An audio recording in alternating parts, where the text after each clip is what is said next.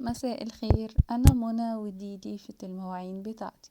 كانت ب75 جنيه، بستخدمها بقالي أكتر من سنة.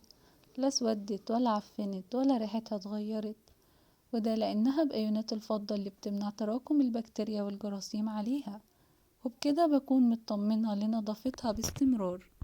حتى دلوقتي مش هرميها، لكن هخصصها للمسح اليومي للرخامة أو البوتاجاز أو التلاجة أو غسل حوض الحمام، بدون سلك يبهدل ايدي ولا حتى صابون. أنا كمان عندي منها 3 ألوان، مخصصة واحدة للخضار والفاكهة، واحدة للأزايز والكوبايات، وواحدة للمواعين. كمان لما فوطتي تتوسخ وأحب أنضفها أغسلها بالصابونة دي، اللي كلها زيوت طبيعية مصنعة على البارد ومحتفظة بفوايدها، بتساعدني على ترطيب ايدي وحمايتها من الجفاف والتشقق والحساسية. لو تحبي أطلب لك واحدة أو عندك أي استفسار ابعتيلي وقوليلي بقى، أخبار الليفة بتاعتك ايه؟ كانت بكام؟ وشكلها بقى ايه بعد أسبوعين؟